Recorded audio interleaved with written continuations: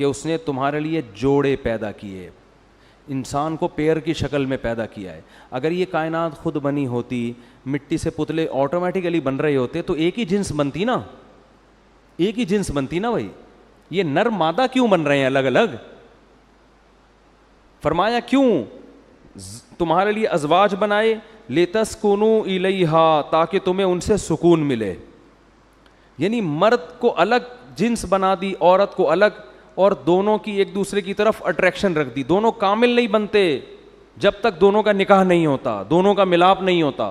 تو فرمایا کہ یہ بھی اس کی علامت ہے کہ تمہیں مرد بنا کے تمہارے اندر ڈیزائرز رکھیں, تو ان ڈیزائرز کو پورا کرنے کے لیے عورت کو پیدا کیا, اور عورت کو عورت بنا کے اس میں مرد کی ڈیزائر رکھیں تو اس کے لیے مرد کو پیدا کیا. اگر یہ آٹومیٹیکلی ہوتا, خود بخود ہوتا, اتنا بہترین انداز سے انسانوں کو اللہ ڈیوائیڈ نہ کرتا دو جنس میں. اور پھر بچے کی پیدائش کے بعد دیکھو, بچے کو بھی دونوں کی ضرورت ہے, ابا کی بھی اور اماں کی بھی. سنگل مدر والا جو سیٹ اپ یورپ میں چل رہا ہے یہ نیچرل نہیں ہے. ماں سے الگ قسم کی محبت ملتی ہے اور باپ سے الگ. تو فطرت ایک ہی چیز سے کتنے کام لے رہی ہے, الگ الگ جنس میں بنا کے دونوں کے سکون کا ذریعہ بنایا, اولاد کی پیدائش کا ذریعہ بنایا, پھر بچے کی تربیت کا بھی دونوں کو ذریعہ بنا دیا کہ بچے کو ماں بھی چاہیے اور ایک عدد باپ بھی چاہیے بچے کو. تو اللہ فرماتے ہیں یہ اس کی نشانیوں میں سے ایک نشانی ہے. فرمایا وجعل بینکم مودۃ ورحمہ, اس نے تمہارے لیے جوڑے پیدا کیے اور تمہارے درمیان رحمت اور بے پناہ محبت رکھ دی اس نے. مودہ کہتے ہیں بے پناہ محبت. کیا مطلب؟ کہ عورت بالکل ایک اجنبی ہوتی ہے جس سے آپ نکاح کرتے ہو, مگر اللہ کہتے ہیں اس اجنبی, تم بھی اس کے لیے اجنبی اور وہ بھی تمہارے لیے اجنبی, لیکن تم دونوں کے درمیان جتنی محبت رکھی اتنی کسی اور میں نہیں رکھی. ایسی محبت ورحمہ, اور صرف محبت نہیں رحمت بھی رکھ دی. رحمت کا کیا مطلب ہے؟ ایک دوسرے پہ رحم بھی آتا ہے دونوں کو.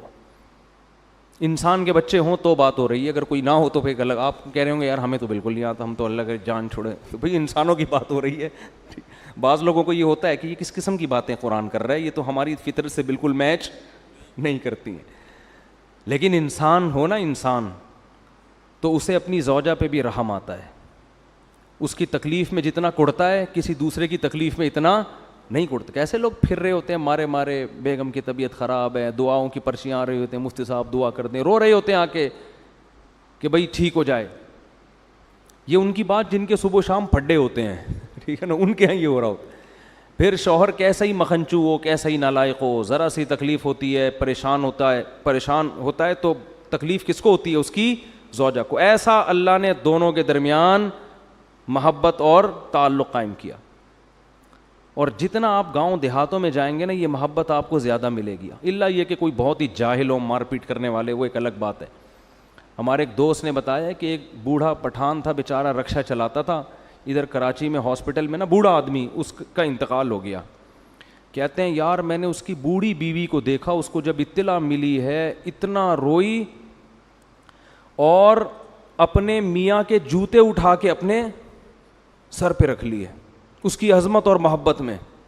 کہتے ہیں میں نے کہا یار یہ گنوار عورت اور یہ گنوار مرد بیچارہ مزدور آدمی, ان کے درمیان بڑھاپے میں کتنی محبت ہے. دیکھو بڑھاپے میں کتنی محبت, ایسا رو رہی ہے اور اس کی تعظیم میں, یعنی عزت بھی دے رہی ہے شوہر کی میت کو, کہ اس کے چپل اٹھا کے نا جو یہ والی سائڈ نیچے والی ہوتی ہے یہ اپنے سر کے اوپر رکھی ہوئی اس نے, ایسے ایسے اپنے سر پہ اوپر رکھ کے مسل رہی. کہتا ہے مجھے بڑا رشک آیا. دیکھو بالکل بھی پڑھے لکھے نہیں ہیں, بالکل ایک دیہاتی لوگ ہیں, مزدور پیشہ لوگ ہیں, غربت میں وقت گزارا, مگر آپس میں تعلق کتنا قوی ہے.